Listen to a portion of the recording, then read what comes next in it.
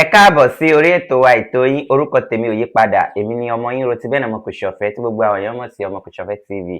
Mo fẹ́ ṣe àfihàn òkùnkùn fún ẹ̀yin tí ẹ ti wo òkùnkùn onílé ọlá apá kìíní apá kejì.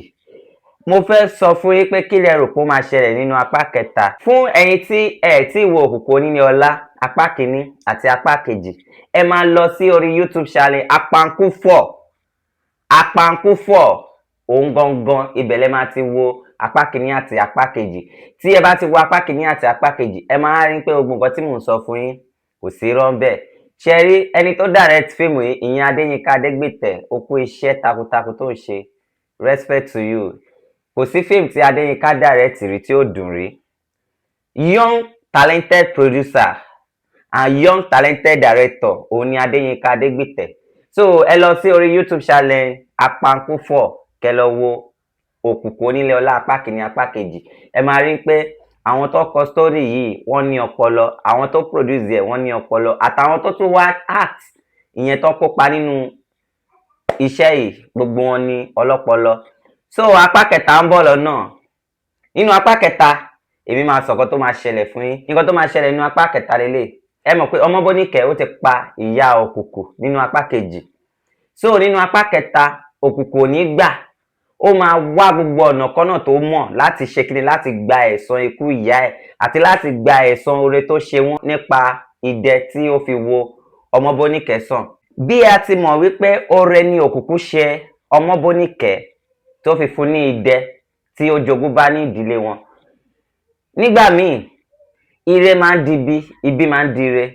Nígbà míì tí a bá ṣe oore fún ẹlòmíì, wọ́n máa fi ibi san padà fún wa. Nísìnyí Ọmọbóníkẹ́ àti bàbá ẹ̀ Ajíbádé wọ́n ti fi ibi san òkùnkùn padà.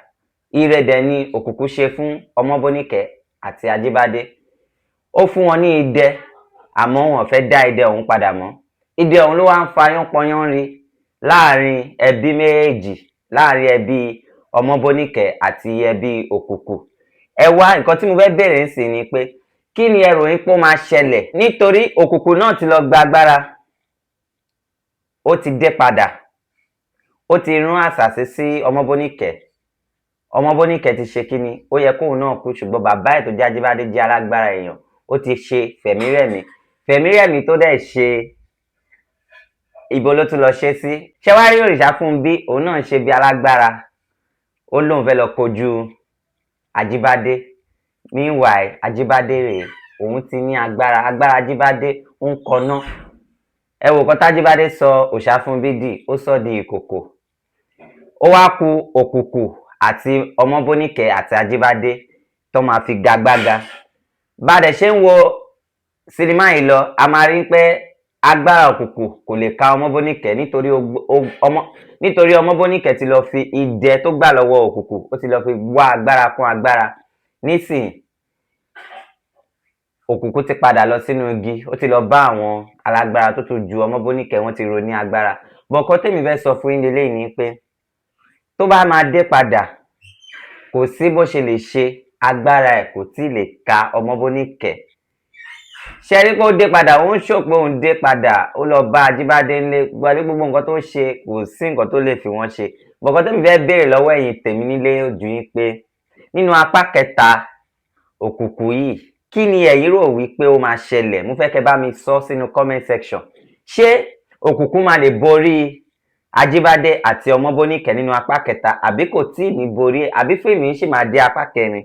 Mo fẹ́ kẹ́ sọ fún mi torí apá kẹta ń bọ̀ lọ́nà and èmi dẹ̀ máa sọ nǹkan tó máa ṣẹlẹ̀ fún yín nínú ẹ̀bọ̀ kí tó sọ. Mo fẹ́ kẹ́ kọ́kọ́ comment sí abẹ́ comment section mi pé nǹkan tẹ́yin rò pé ó lè ṣẹlẹ̀ lélẹ̀, nítorí fíìmù yìí ó máa lọ fún